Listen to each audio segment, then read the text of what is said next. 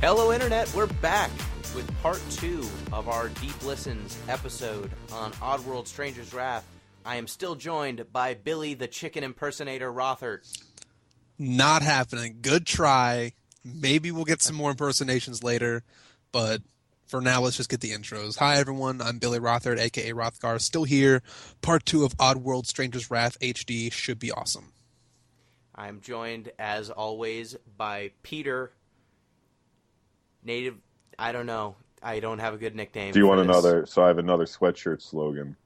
Okay, I have two, sure. actually. One says swag. The other one says, you mad, bro? ? You can pick either of those. Peter Swag Busby. I think I've used that before. We've used that one before. I'd use you mad, bro, then. You mad, bro, Busby. Right. Welcome, everybody. Thanks for joining the podcast. Do we need a second animal fact? Does the second half get a fact? I mean, if you want. If you have more facts. This is more of an animal story than a fact. I encourage you guys to do a little secondary research. Have you guys ever heard of 52 Blue? No. So 52 Blue is apparently the loneliest whale in the world. He emits a call at a much higher frequency than any other blue whale. So they suspect he's trying to communicate, but no one can communicate with him. It's very sad. Whoa. Oh, no. I know. What? It's an interesting story, though. Look it up. Why would we start our podcast this way? I just, tugging on heartstrings today, guys. You have feels. You have the stupidest sweatshirt slogans and also the most deeply impactful animal facts. I know. You're a mystery wrapped in an enigma. It's true. I'm a complicated man. Speaking of a mystery wrapped in an enigma, our third and special guest, Dan Kempster. Hello. Hey. You stuck around for part 2. Thank you I very have, much. yep. So if you do not know Dan, he is a Giant Bomb blogist. Great blog. You should check it out on giantbomb.com. Do you want to plug your blog? I think you've already done it for me. So. Okay. Dan Kempster. Yes. All one thing. So, part 2, Stranger's Wrath. Now we can spoil stuff. Oh, God. So, Steefs. Steve. What? Steefs. Pants off, dance off. Chief is Steve. So, the big twist, halfway, I would say about halfway through Stranger's Wrath, is that Stranger is a myth. It's not a mythical creature. He is a creature of legend, perhaps. He's a centaur sort of thing, like a cat centaur, called a Steef. What are you calling it? Why are you saying centaur? Like there's a W in there. Like it's a cactuar, but a centaur. It's a centaur. Centaur. The gaze bow. Yes, he's got a crossbow thing on his arm instead of a bow.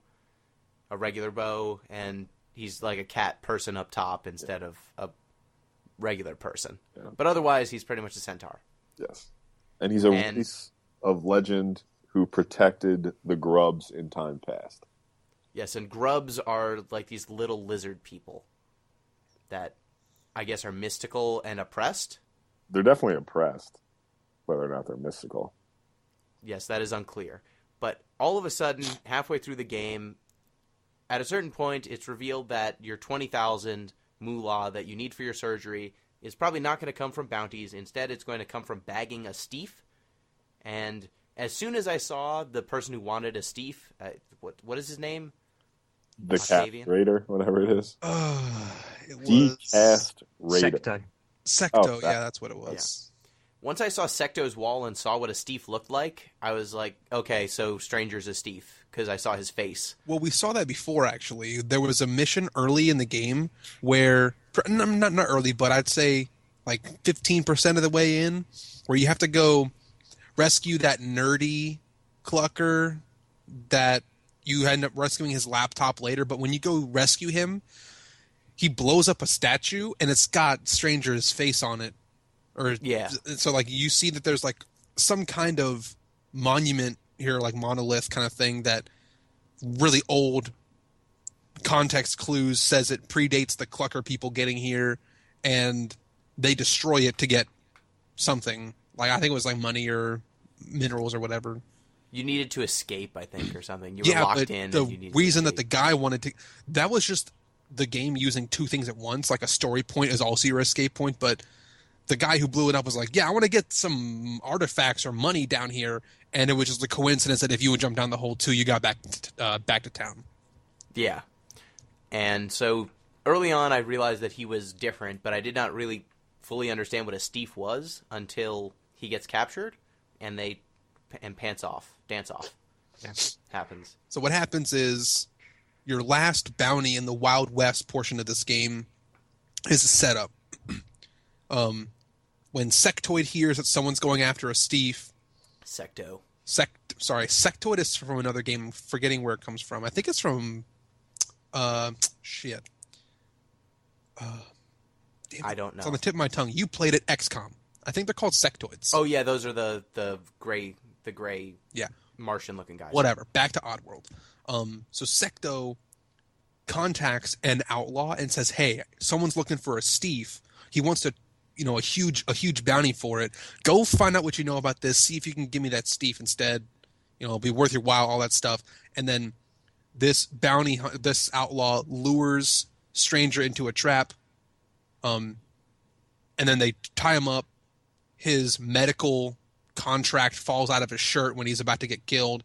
They say, "Stop, look at this thing." And then they realize that he's actually got 4 legs. They cut his pants off, and he is a Steve. It is revealed that he is a Steve. It turns out that the surgery that he needed 20,000 moolah for was to have his 4 legs fused into 2, so that he could pass for human, or pass for a different type of creature. Normal, whatever they called it. There's no normal in Oddworld, but pass for Oddworld normal. So basically Steves are being hunted to extinction by Secto, and he was trying to avoid that similar fate that seems to have befell all of his other Stevesmen. And so he's kind of running away from his heritage and running away from the history. Would it be Steves? Like wolf become wolves? Would Steve become Steves? Phonetically, that's how I think the English language works.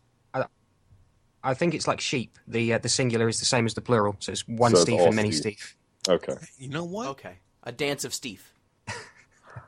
All right. Dances with Steve. Yes. That could be the title of this game. But as soon as that twist happens, it's a whole new game. Sudden, it's a whole new game. So in the first part of the game, you have 2 physical attacks, a headbutt and a spinning kind of fist move. Once you are revealed to be a Steve, that headbutt becomes a charge, and all of a sudden you can go from nothing to sprint in like 2 seconds. 0 to 100. Real quick. Oh, Lord. And so that completely changed the way that I played, because instead of needing to be like on a straightaway downhill to start running, I could just hit a button and I'd be running immediately. So running by enemies became a thing that I actually wanted to do. Also, money stops mattering. Daniel, yeah, that was weird. That? Yeah. So, as we said in the first part of this podcast, basically it's the first 2/3 of the game are centered on moolah. You want to raise as much moolah as possible for this life-saving operation, so that you can have your legs fused into each other, so that you won't be hunted. And as soon as Stranger is revealed to be a Steve, moolah just dries up. You stop whenever you bounty an enemy, you stop getting moolah for that. Enemies stop dropping moolah when they die. You no longer find it in the environment. It just completely becomes a non-issue, and it sort of ties into the themes of Oddworld in general. That's the Steve reveal for me is the point at which Stranger's Wrath becomes an Oddworld game, if that makes sense. Because up until that point, Stranger actually shares a lot more qualities with... I think Pete referred to him earlier on as an anti-hero and then took it back. I would stick with that in Oddworld terms, because he shares a lot of qualities with the antagonists of previous Oddworld games. He is driven by selfish need and survival.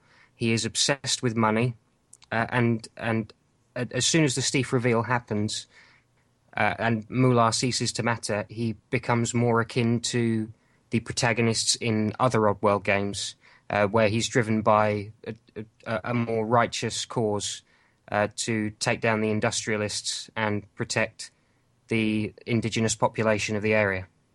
So we take a hard shift from wanting to do a money thing and wanting to reach a certain financial goal to there's an entirely new antagonist, an entirely new theme of this story. It's gone from, I have a very video game type goal to now I'm sort of like fighting for a cause, which is a hard shift. And all of a sudden, the environmental exploration that I wanted in the first part of the game, since it was a 3D puzzle, like a 3D platformer, I wanted to be finding things in the environment. And the way that they satiated that with largely chests of money or gems that gave you money or weird stones that gave you money, everything boiled down to money, one way or another. And once that gets done away with, all of a sudden the game becomes much more focused. Just the level design becomes more focused. All of a sudden the weapons start taking on a new quality when you're not necessarily juggling, should I be bountying this person or should I be killing them? Once that calculus is not based around what is more valuable to me in terms of money, but becomes what is more valuable to me to get past this situation, it became a much more interesting equation to me. Because once you get to the later parts of the game, instead of unlocking things by buying them, you're kind of gifted items as you progress. Each of the grubs that you rescue will give you a new set of badass armor that your ancestors wore, bro. The grubs have a really weird way of speaking. I've been talking about impressions. I've been trying really hard to get a grub impression down, but I can't. I can't figure it out. Yeah, for as much as I didn't like the Cluckers and some of their weird dialogue and fart jokes and stuff like that, I actually weirdly liked the grubs, which was strange to me. Just the leader of this town who seems to be kind of shamanistic, is like, dude, if you want to save us, like, I wouldn't have a problem with it, but we can't do it by ourselves, dude. That's great. That's a great point, Mama Grub. I'll stick around. There's a thing in games that we've talked about before, which is a moment where all of your stuff gets taken away from you and you have to start from square one again. Mm-hmm. I think this is a good example of it because it does. I mean, it's used for a story point, not just hey, this would be cool if we just turned the game upside down on our player for a second. The game got turned upside down by the story, and so this take away all your gear didn't have that much of an impact, but it was still there. And I think this is one of the times that mechanic is done well and not overdone. You also get your stuff back pretty quickly, so you're only down for a short period of time. And when you get it back, you usually get it upgraded too. And square one's like a different square than when you started from too, which is nuts. Like you lose all your stuff, but you're playing, like Gino said, it's a slightly different play style, right? Which makes it a lot more palatable as far as I'm concerned. Yeah, it's a different play style and a different progression because in the first part of the game, you're getting money. You need moolah to start getting you more equipment, more health, more stamina. All those different upgrades are a function of your ability to bounty people. In the second part of the game, it is a linear progression. Once you accomplish X task, you get X results. And so all of a sudden, it stops being about accumulating some just resource, this arbitrary resource, and starts becoming get to actually do things. Stop capturing people who you don't actually necessarily care about. It's clear that Stranger doesn't care about arresting these people. He doesn't really care about these townsfolk. Like, you knock people out and then steal their money if you want to. And he doesn't seem to... He never apologizes. Oh, Stranger wouldn't do that. Cowboys don't apologize. Exactly. And so once you actually start meeting the grubs and taking on those more, I guess, those deeper quests... At first he seems kind of reluctant about it and doesn't... He just kind of does it because... he doesn't want to get killed. But once he starts getting invested, it makes sense that all of a sudden it's unlocking these additional powers and unlocking more of his character. He starts becoming likable. Whereas early on, he's having this banter. Like, the moment when he insinuates that once he captures one of these outlaws, that they're going to be raped in prison. Yeah, that was... really didn't like that one bit. That was a strange moment. I didn't like that one bit at all. And then... that never happened. Thank goodness that never happened again. but there's Joe Mama jokes all the time. Ugh. That kind of sucked. But once you actually start fighting against Secto and fighting the wall box, the different enemies, not the outlaws, but Yeah, the wall barks. I'm just The not saying it crocodile right. things? yeah, the crocodile thing. Yeah. I think they're crocodile. Yeah, Things. there's Once some you start fighting sort of them thing. instead of the outlaws with the cat in the hats. Wolvark. It's a V. Okay, Wolvarks. Once you start fighting them, WOLVARK. Wolvark. the game changes pretty dramatically, and I appreciated it. So I have to bring up a topic that if people that have been listening to the podcast from, beginning until now will realize I talked a lot of shit about Until Dawn. You could really fill in the blank. I talked a lot of shit about ... with a lot of things. That's true. No, But this because time hold on, Until I'm Dawn. usually like the defender of all the games we. No, you're the play. defender of Kingdom Hearts. And you've been I am the riding that defender of train Kingdom Hearts. since then. No one can take that away from you. No, you got that. I criticized Until Dawn by taking what I refer to as a hard left turn. I think we collectively called it that, but that's the phrase that I used. And I said that they shouldn't have done that because we basically got bait and switched. It started off as a cheesy teen horror cabin in the woods kind of thing, and then turned into a monster movie. And I didn't like it. I didn't like it that the game made me think that I was doing one thing and had specific goals from the start, and then it all changed for seemingly no reason. Not no reason, but the Content, everything you thought you knew was wrong. Yeah, it just put like a giant negation in front of the whole equation, which effectively changed nothing, but just made it all different for seemingly no Nothing, net but gain. nothing's the same anymore. Right. That's almost a bad way to talk about it, but Almost. it changed Almost. because it changed everything. It didn't change anything, and we didn't gain anything from that shift. So that's why I criticized Until Dawn for that.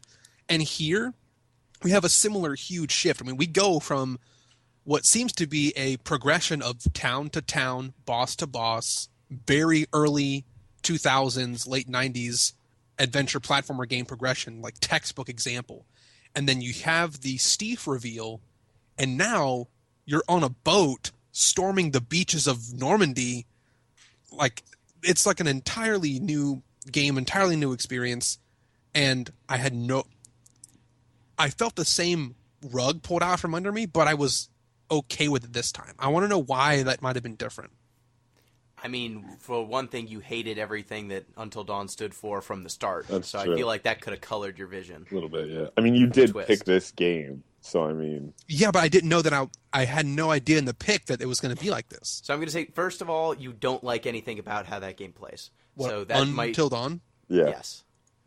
Second of all, I think that once they make that switch in Stranger's Wrath, all of a sudden it makes a lot of other elements of the game kind of coalesce in a way that I felt that they didn't for the first half of the game. You think Stranger's Wrath does that?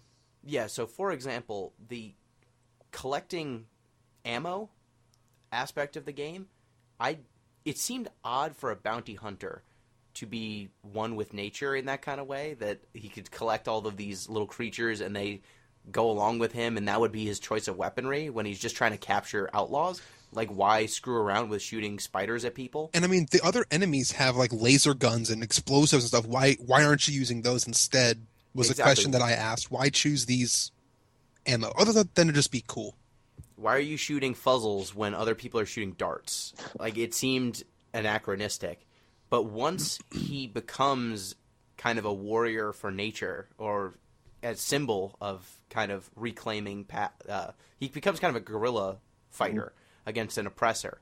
Then it makes sense that, okay, he's not using the weapons of his oppressor. He is using whatever he's got around, and that's what he's using to fight back with. And because it's kind of coded as him being more in touch with nature, and him and the Grubs are almost very explicitly kind of Native American analogs.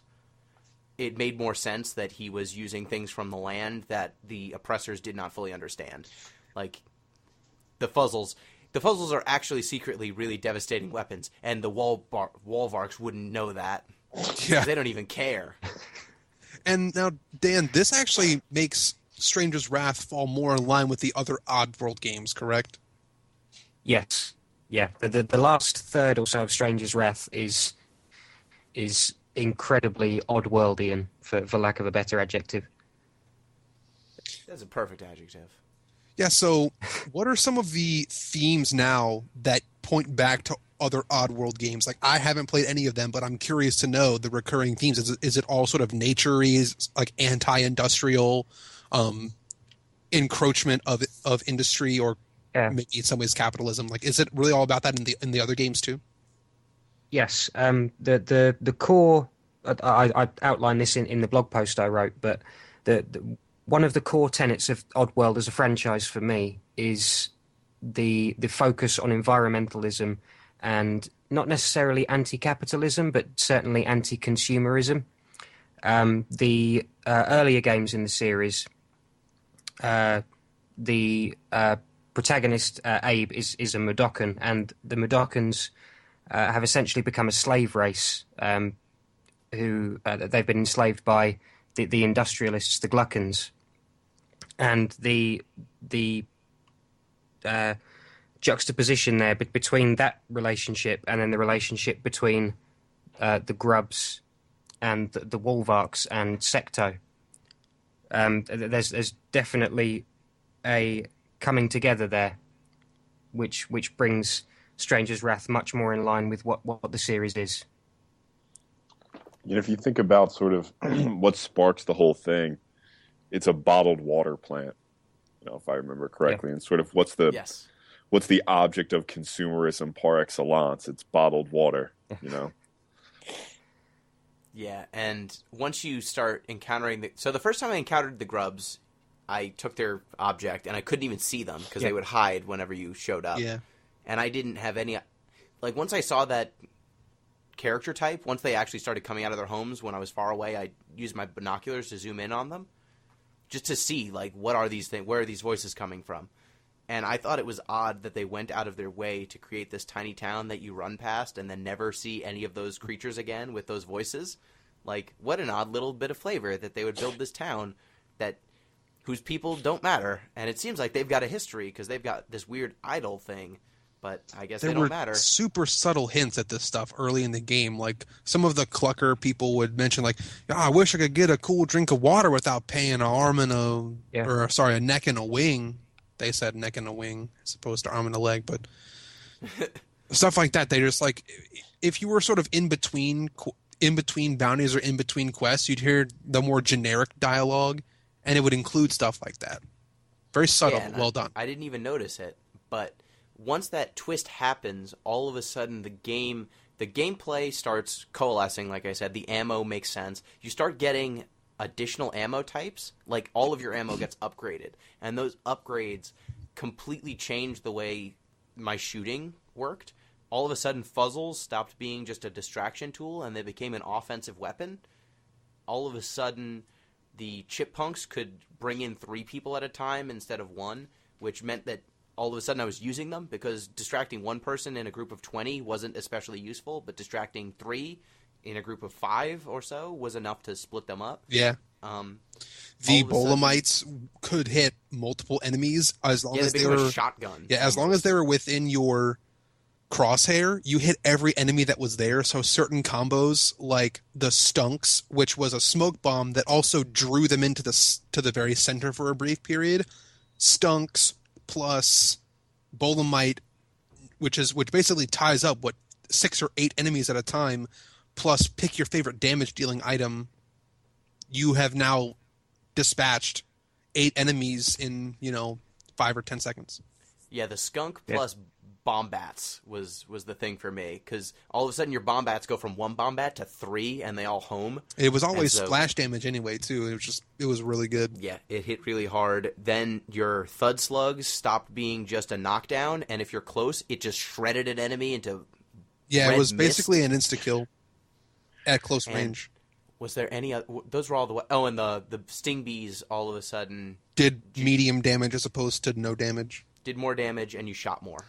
I think they start homing more efficiently as well. Yeah, they once do. You get that right. So yeah, so once they made those upgrades, all of a sudden things like fuzzles and skunks that I didn't use very much because the bagging animation takes so long that by the time I was done bagging one enemy, usually the other people would either stop throwing up or stop freaking out from the fuzzles, so I wouldn't use them.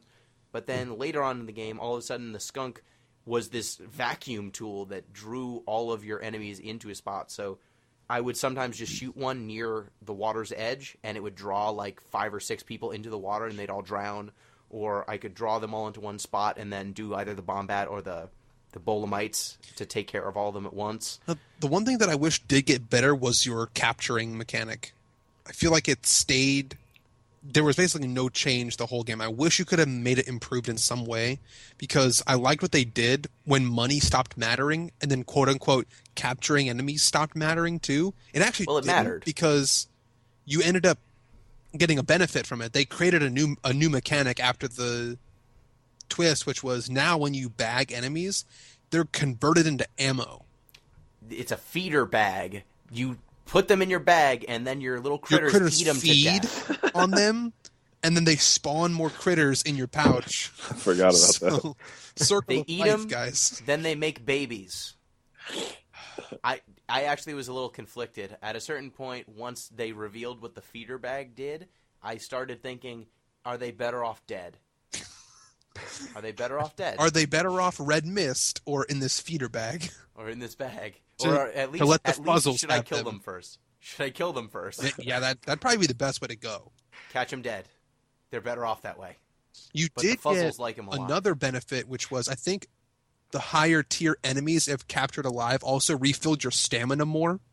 Yes. Because you always got a small amount of your stamina back for capturing enemies regardless, but it was mostly like a money benefit for capturing alive as opposed to dead or whatever.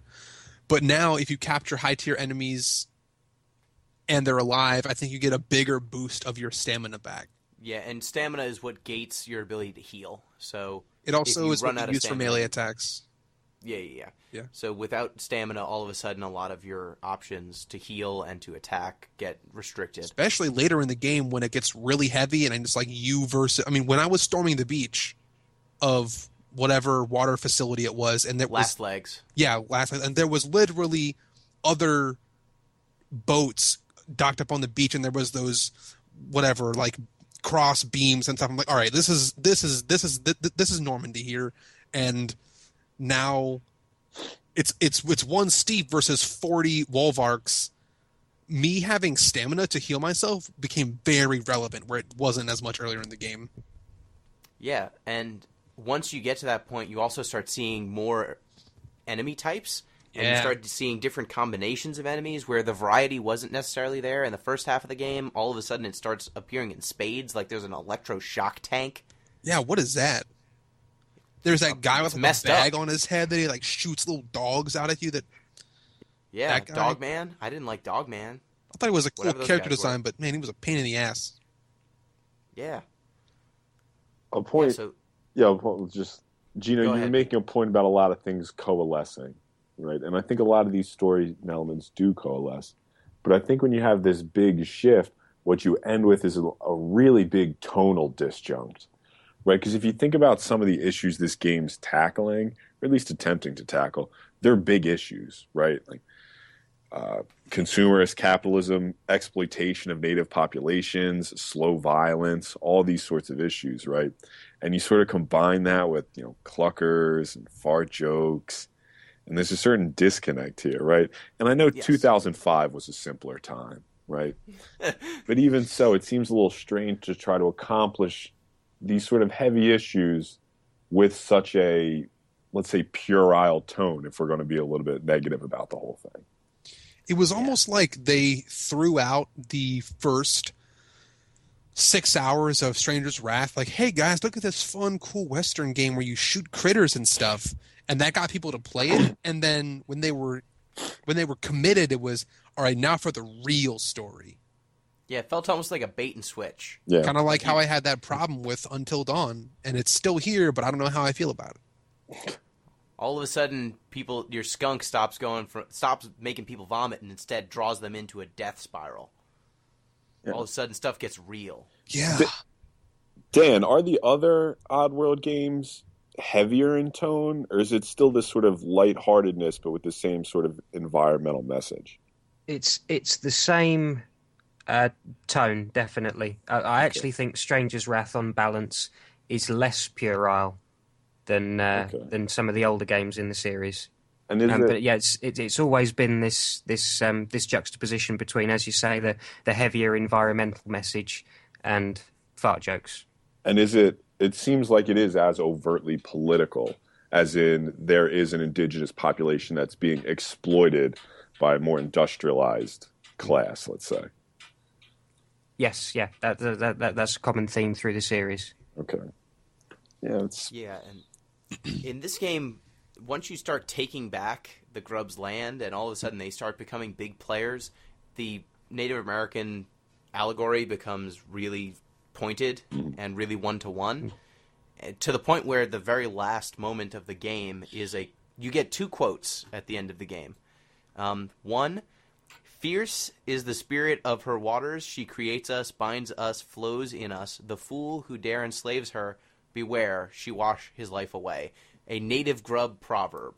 So that shows up at the very end of the game. And then the very last screen, pretty much, is this quote: "There's a road in the hearts of all of us, hidden and seldom traveled, which leads to an unknown secret place, by Chief Luther Standing Bear of the Sioux Nation." So all of this, if there was any subtlety, it's to be gone had, at that point. It's gone when the Sioux Nation is the last quote. And it wasn't very subtle to begin with the Grubs looking, body paint. They are using a lot of Primitive TV weapons, sort of stuff. catapults and bows and arrows as opposed to rockets and cannons and stuff. Yeah. Maybe they did that just to make everything else seem subtle in comparison. Yeah. I don't know if it's fair to critique them for this sort of mixed tonal messages or not.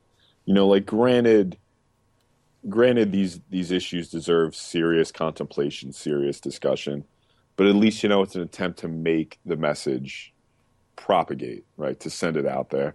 And obviously if you're tailoring it for a video game as medium, right? It's like, doing a video or a documentary or something as opposed to a long treatise on a subject. You have to make that tonal shift at a certain point. But I am a little disappointed in it. Yeah, I wish it could all be so serious, but I thought that by making it cartoony and by having the Grubs sound the way they do and having the Steefs look the way they do, it did lend... It made everything a little... just making it more fun. Yeah. Making it something that's more approachable. Yeah, that's a good point. Yeah, And I think if you go in too serious, that there's a danger of stuff like that becoming overbearing and bringing you down. And this is first and foremost a piece of entertainment. So, and it was rated T for teen, geared towards 10 to 15-year-olds. And how are you going to sell this to a 14-year-old kid who's like, well, I could play this, or I could play Banjo-Kazooie or Halo or something go all platformer or all violence? How are you going to sell a mix? Listen, we're going to let you play your first-person shooter in a couple of minutes, but let's just talk about white privilege for a little while. It'd be a half hour, and then we can get to the game. That would be a tough sell. No. Yeah, so even when the Grubs are as oppressed as they're going to be, it's cartoony oppression. They're kind of bummed that their houses are gone, but they're so non-committal in all of their language. You reminded me of something really cool. Did you guys look at the extras in the main menu? Well, there are no achievements for it, so I was just why bother? The extras, all right, I hope Dan did, so at least I could share this with somebody, but in the extras, there was, concept art stuff. Yeah.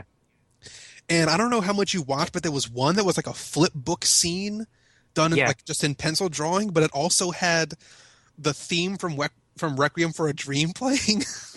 Because it was an early concept animation that showed Stranger looking at a sign with the secto symbol on it, and then flashbacks to a war where when a grub is village is getting raided and they're trying to escape, and then one gets brutally murdered, and then stranger like beholds the grave, and it's like I have to do something about this. But the whole time, it's the Requiem for a Dream theme, like That's playing in the amazing. background. It was it was very odd, but it made the game feel like it made me think about the process of what the devs were thinking. Like, all right, we're gonna make a game. What's gonna be our goal here? They must have been thinking this from the start, not just on a whim shift. Yeah, that it was pretty clear to me once the second half started and the game, because like we mentioned earlier with the platforming, that the game is really at its best when you are at full speed, making those quick double jumps and moving. And the second half of the game, there's a button that puts you in that speed.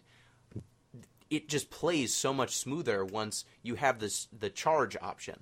And so it felt like they designed it so that around the second half of the game, that was the vision at first, and then the first half of the game was the part that might have came later. It definitely has themes of unleashing your inner beast and like accepting your nature form, and you reach your full potential by doing that. So there's all these undertones and stuff, and it was cool, and I'm glad that it was there. I'm happy to know that in retrospect it was an intentional thing as opposed to flip a coin, let's do something different, guys. Let's make running really really cool now. Yeah, because I mean that very last sequence before you fight Secto is basically you have to run through a gauntlet. It's the only in 3.5 timer. minutes. It's a timed event. It's the only one in the game. Yeah, and that time is super tight. Yeah. And that running becomes critical. Basically, if And you I stop really to fight, you appreciated it. lose. Yeah. Yes. And that was another thing where once you're in the second half of the game, killing enemies, unless there was a quota that you had to kill people to progress, Right. all of a sudden you didn't care about money anymore, so I didn't feel bad about running past enemies if I felt like, why am I wasting my time shooting them? All I get is more ammo, which I would then use to shoot. So if I just don't shoot them in the first place, I don't use the ammo, so I don't need more of it. And so it changed the calculus for me, the second half of the game. All of a sudden I was running past groups of enemies much more often. If I was shooting enemies, I didn't care if I killed them because by the end of the game, you're just surrounded by ammo at almost all times. And I felt it played just much smoother than the first half. Now let's talk about the actual like last 20% of the game for a second. Sure. You're introduced to a new enemy, which is that squid thing. Don't know what it's called. That octopus boss. It's Yeah. something, I forget now. Octigi? Whatever it is. I want to talk about that point forward. So this is heavy spoiler, but we're already in spoiler territory. So you get to this water steep. treatment facility, and you're introduced to a new boss. It's sort of like a War of the Worlds quadruped or hexaped or however many legs it has. War of the Octoped. Worlds had 3. It was a tripod. 3? Yeah, the War of the Worlds one was 3, but I guess every other part of its physical nature was similar to War of the Worlds, just add some more of those skinny legs, big dome, or like big squid head thing, and now you've got an idea of what this Oh, enemy wait, are you talking about the aliens themselves or the machines? No, like the machine things. It looked like Oh, the yeah, machine tripod. things. Yeah. Yeah, they were tripods, but just think of the War of the Worlds machine, but then add more legs, and here's what you got for this little, like a mini boss thing. So this mini boss is the first enemy that's able to lock you down. It has a very long range, very what's the Accurate? term you used? More than accurate, like it chases you. Oh, it homes. Yeah, homes in but on you you a little use some other term, some other gaming term, like it's hit scanning or something like that. Oh, it's not a hit scan weapon, but it's close. It's very close. It's much faster. You have it's to closer be- to like your sting bees. Yeah, than you have is to it, be like hit scan? a hard like 90-degree jump to dodge this thing. Hit scan, Pete, is some weapons. So think like a sniper rifle in Halo. That bullet doesn't actually travel a distance. It's not a physical object that travels a distance. Basically, as soon as you hit the trigger, the game does a calculation whether your reticle is On in them or line not. with Gotcha. on an enemy or not. Makes sense. And then once it does that calculation, it just inflicts the damage instantly. So there's no ability to step out of the way or something. It's lined up or it's not. Gotcha. Right. So it's almost like that. It's like one of the hardest projectiles to dodge in the game, if not the hardest, and they're the only enemies that are able to bind you up. It's kind of clunky to get out of it. It's a button mash, but not a real button mash. It's like a button. It's like a Wiggle the controls. wiggle the controls, like, or double tap the triggers. And it seemed like doing both didn't make a difference, so you just picked one. So there's that part. You are introduced to a new enemy. There's a part of the game where you have to fight two of them. That was the worst The moment worst in the entire game. part in the whole game. It was possible, not just possible, but frequently occurring that you just got comboed to death and you can never escape because of this knockdown mechanic. There were decisions that the enemies could do. Like if the enemies were smart, you could just never win. That could have just been the end of the game for you. You just got locked down. You had to get lucky to win. Did anyone here not get caught in a stun loop in that boss fight? I got caught in a against the stun two loop. octopi. I got caught, yeah. Yeah, I did. Because once they start doing their ballerina spins, You're done. They've got a long range stun, which is annoying, but Long that just lets range them close brute. distance. Yeah. It doesn't actually deal damage. But once they get close to you, they start spinning on one leg, and then they knock you down. And It's a they have hard enough- knockdown for those fighting game. yeah, it's a hard knockdown. You can't do a recovery move, and then they just keep doing it over and over and over again. Each one deals like no damage, but you're just trapped. It takes probably like 45 seconds for you to die, and you're just waiting, or you can load a save state, like a quick save or something. But you either know that you're going to die, or you just button mash. All right, I pray I'm going to get out. Sometimes I would get out, but most of the time you were just dead. Yep, and it was the least fun. It was the worst. At least just kill me was what I was saying. Just kill do me it. already. And then the final boss. All right, so I didn't like that. And the final boss sequence was pretty lame. Like in comparison to all the other creative boss fights we've had, the actual final boss was Secto is in this war machine, and a piece of the ceiling falls to shield you from his projectiles. And whenever you get a chance, you just go shoot these little machine parts. You shoot the glowy bits, And that's it. Once you disable part of the machine, it's just game over. So there's no real climax there. There's no skill needed to defeat a particular boss. I'm thinking about all the other platformy games of this era and their final bosses. Things like the Banjo-Kazooie final bosses, some of the Mario Bowser final fights where, the stage breaks away. You got to be more careful about how you get around. It gets harder and harder, even if it's the same fight. Like a Mario 64 kind of final boss is the same scheme as the first time you fight Bowser, but it just gets progressively harder. So at least there's some consistency, some increased skill needed. In a Banjo-Kazooie game, sometimes it involves a game show quiz where you had to have been really good at the game and paying attention to do well. And then this one just kind of changed everything. It was like, oh, final boss, it's kind of a joke. Okay, Kate, so Gino would appreciate a Final Fantasy reference. When you play Final Fantasy VII and you beat Sephiroth, that fight is way hard. But then the actual final combat sequence is a climactic confirm button press that lets you do Cloud's ultimate. And you do his final limit break, and it basically just kills the final boss. You get the catharsis of doing the most damaging attack you could possibly do on this boss. Except when I first played through Final Fantasy VII, I had Cloud equipped with counterattack, and I just hesitated to see what would happen, and so he just did like a regular attack, and then Sephiroth was dead, and it was the most anticlimactic ending to a video game I've ever seen. That's your own fault. It was my own fault, but I felt like I had the option to Omni-Slash a final boss at the end of Oddworld, but instead I just did a really lame attack, and that's how I ended the game. I just broke two power sources with any bullet that I could, use, or I could even just punch it if I wanted to take the damage from the static shock. Like it didn't matter. The final boss sequence didn't matter, and I didn't really like that.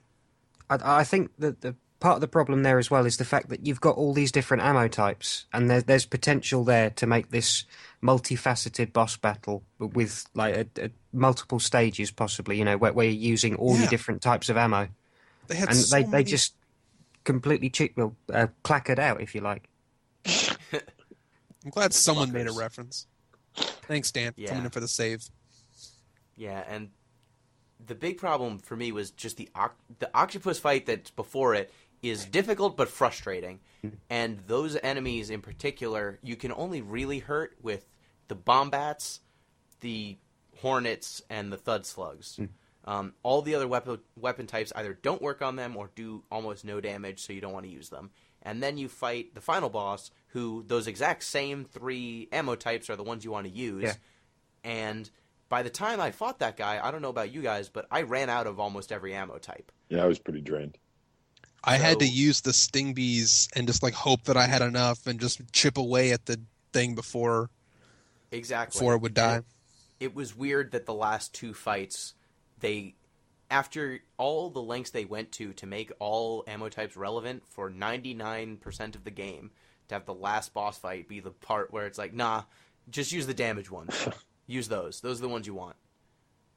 Yeah, so it was an anticlimax, but once you get to the end, There's another when twist.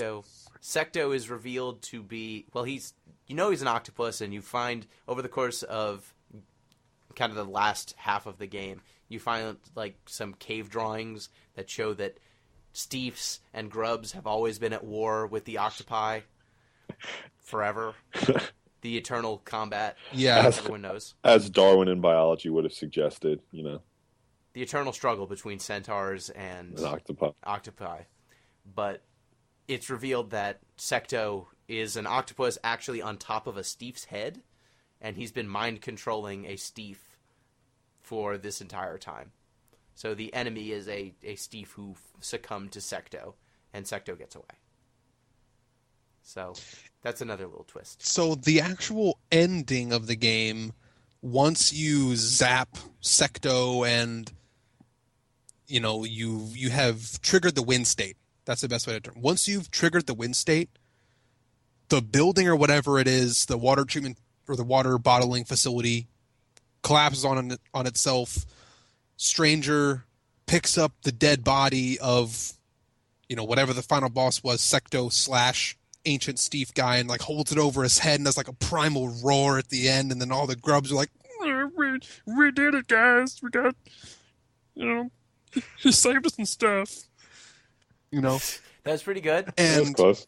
close. I have to do more of the vibrato because they also do a little like rumbly in their voice, but it's kind of weird. Anyway, so That's sort of they more do Kermit the this, Frog, I think, at the end. like they do the whole like lift the enemy over the top of the head, and we finally won. And then when you see the Steve guy, like the mind Chief control Steve? yeah, the Chief Steve, who we'll just call him Chief Steve. He probably hasn't. Chief Keef.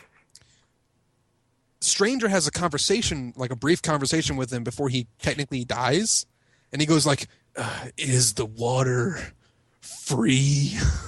And that was kind of a like facepalm moment. Like, come on, guys, are you really going to be like, "Spirit of the water has been released, balance is restored to the land"? I just wanted to just. And then a quote from the Sioux Nation came up, and it was like, yes, Yes. that was exactly what they're doing. We did it. Perfect. Free the Nailed it. water spirit. Kind of like how the mountain was angry at cannibals in Until Dawn. Yes, the mountain was very angry. So, do you think, Pete, that there was a passing narrative here? Yeah, I think it's a point I wanted to raise, right? Sort of about strangers passing. And when you think of passing, the first thing that really comes to mind is a racial narrative, right? And I think you could go in that direction here. But I think the more interesting one would be sort of a disability studies perspective, right? The idea that people with disabilities have to sort of pass for, and we'll say normal here. My terminology is not perfect, but just for ease of conversation, right? People with disabilities have to pass for normal in a society because the society itself is structured in a way that forces them to, right? It's a distinction between disability and impairment. So impairment would be the physical sort of situation you're in, and then you become disabled based on society's reaction to that impairment. So I think there's a real strong disability studies narrative going on here, where sort of Stranger's he's not even impaired, right? Like in a lot of ways, he has physical attributes that are superior to the rest of the creatures in there, but he's forced to sort of pass as a non-Steve in society, leading to him to be sort of disabled in the way Gino's talking about, right? The fact that the running functions better in the second half could be indicative of this passing narrative. Yeah, where even though he has these physical advantages, he is made to suppress them Exactly. because to express them would be it would mean his own death potentially. That he is worth 20,000 moolah if someone found out exactly what he was, and all of a sudden he has to restrict everything about a lot of things about himself. He doesn't even have a name. He's stranger, and I'm sure that if he was allowed to be, a Steve like he is supposed to, we might know his name. True. It seems like once he starts rolling with the grubs, he even has a relationship with them to some extent, that he forsook to go be a bounty hunter, to hunt down idiots like Elbows Freely and Joe Mama, which is not exactly the most noble of acts. And once you start, as soon as you stop wearing the cowboy outfit and start getting these increasingly impressive suits of armor, it started becoming more obvious how much he had given up to try and have this surgery. That there is this entire culture, like, you pass through symbols of his culture being basically torn apart by the Cluckers, and all of a sudden the loss matters, and it starts having context when you think of how much he can accomplish and how much was there. Yeah, it's a very interesting narrative, especially considering how much of a bait and switch they do in the first half of the game, because I hated playing through the bounty hunting part, and then the second half was a revelation. The original Stranger was kind of a tool.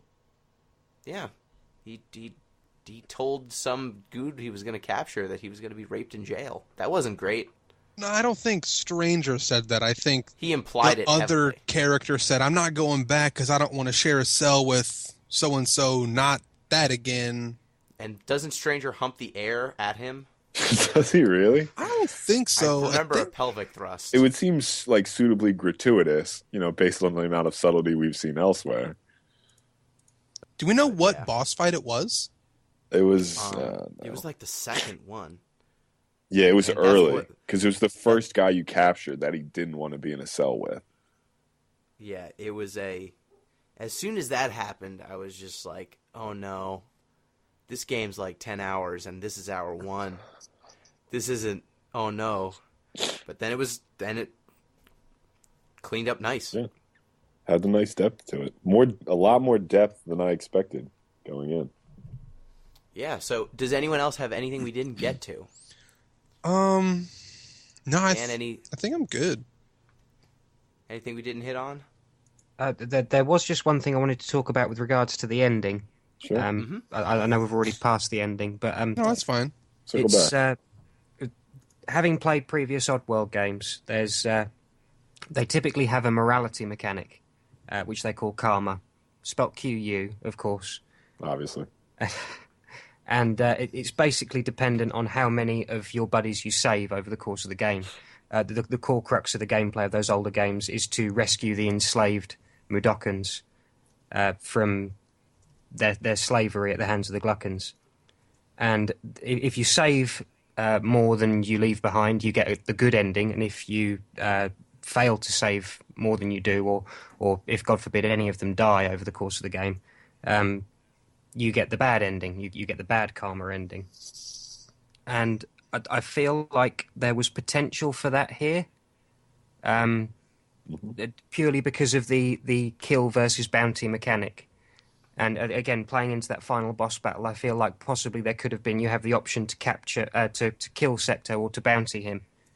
And there you've got a dichotomy which could lead to the multiple endings that is a series staple, really. And I feel like they possibly dropped the ball a bit there. Yeah, and I think that it's kind of interesting because the kill versus bounty is not, because they blur the line by making it about money. Yeah. All of a sudden, it's not as moral or amoral as it could be. It's more amoral. Yeah. Is what I guess I'm saying. Yeah. You're not bountying people because you care about their well-being. You're bountying them because you get paid more. Yeah. So the moments where I thought actual morality was being displayed were things like, are you going to rob this farmer? Yeah. Right. Are you going to rob the grubs? It's mostly, are you going to steal these things? Or are you going to, destroy some natural landmarks to steal money? And it's all kind of blurred because it's all in the service of survival. Yeah. And it's framed that way. So by the time you get to the second half of the game, bountying means you're putting someone in a bag to have them eaten by little animals. So at that point, bountying doesn't even have a clear morality. In some ways, I thought I was being more immoral by throwing someone in a bag with my little fuzzles. I guess And so, when yeah. I killed Just them, straight killing them. at least let them die with dignity. There would have been, like, the Chief Steef, though, would have been a nice moment to incorporate this sort of morality dynamic, too. Because you think about it, you go to kill Secto, and it turns out you kill, well, he dies anyway, but if it had turned out you killed the Chief Steef, yeah, that puts a certain, that raises the stakes, you know, in certain ways that morality systems don't always do. Yeah. Or if they made it clear that when you're destroying his water facility, you are going to flood out all of the cluckles. Yeah, which, you know, fuck them. Or cluckers, or whatever their name is. But once it becomes clear well, yes, fuck them. I hate them so much. So great that they're getting flooded out. But you could have tried to present a choice there where maybe it's grubs over them, or maybe you try to make it work between everyone. Just so you Water's hesitate free now for a second. Yeah, but there's no hesitation. It's just, we're going to blow up this machine. I wish there was some way or some achievement or something for all killing or all capturing or something. You just want more achievements, is what I'm hearing. Yeah. Okay, fair point. Or what I mean to We'll say take that is, into I wish it advisement. mattered. It doesn't have to be an achievement. It could be some in-game bonus, unlockable content. I don't know, anything.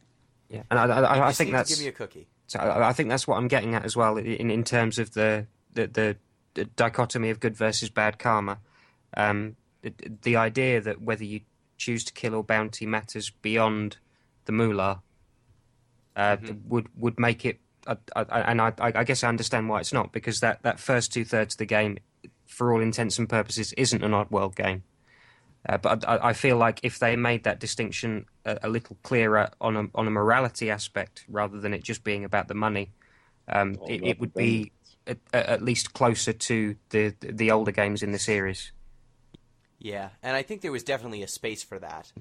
They would have needed to arrange the mechanics just slightly differently, or just the ending. But I can see that especially in that time period where not many games had morality systems at all or cared about what you did, that this series that actually did have that mechanic built in all of a sudden didn't. I would have been a disappointment. But I think, do we have anything else anyone wants to hit? I did fact check that prison joke, and you're kind of right. The quote is the bad. It's Luton Duke. Luton Duke says, "Looks like we got a party here, boys." And then Stranger says, "Not quite the party you and Blister's booty are gonna have back in the jail cell." And then he does like a little like hip jiggle, but it's not quite a thrust. It's more of a little dance. But Luton a Duke, dance. I don't think then you need to parse runs. the difference between a jiggle and a thrust. I don't know, but Luton Duke says, "Nah, I ain't going back. I got dignity. I got dignity," and screams and runs away. So Yeah. I wish, now I wish it wasn't so implied, but now it's kind of implied. Yeah. Kind of? Kind of? Okay. Room to Well, interpret. the difference is they had a hip move animation already, and they probably didn't have a pelvic thrust, so they just repurposed the one that they had. And they were probably worried it was too subtle. Is our audience going to get this? I don't know. All right. So thank you for this great Oddworld Stranger's Wrath discussion. This game is actually a real surprise. I don't know if I'll ever play it again, but it was definitely worth playing, and I didn't expect that going in. I had no idea what this game was going to be like, but I had just seen it come up so much in my younger years that when I saw it on Steam in the odd box and it was on sale over Thanksgiving, I was like, well, I'm going to get this. It's about time. I needed to play this game because it was on like my radar for so long, and it got, critical acclaim, and now I see why, but 88. wow, I had no idea what to expect. I certainly wasn't G4 expecting gave this. G4 pushed it when that was still a channel. Mm-hmm. Pushed it hard. So, Pete, last thoughts.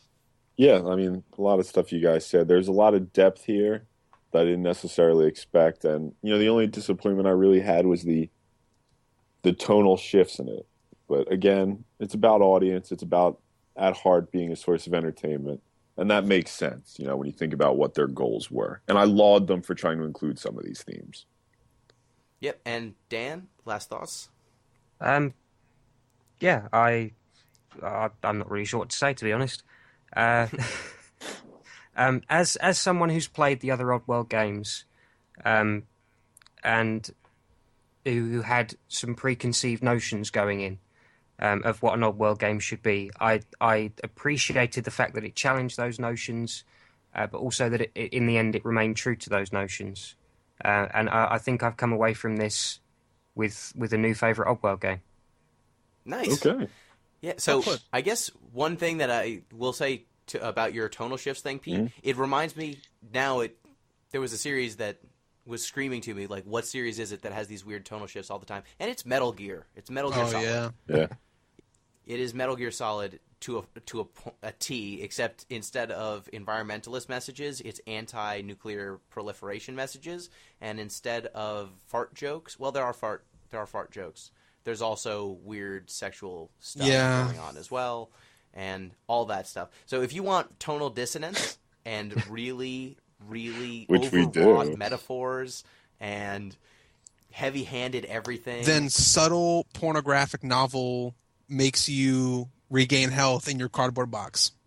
And games that have either stamina or health systems where you can knock people out or kill them. You're talking about Metal Gear Stranger's Wrath. Basically, Stranger's Wrath is Metal Gear Solid 2. Is what I'm Metal Gear Oddworld. So, for our next episode... Oh, God. I get to pick. What is this? What do we got? How many Roman numerals does it have in its name? None. No Roman numerals. Good start. I am picking Pokemon Snap. What?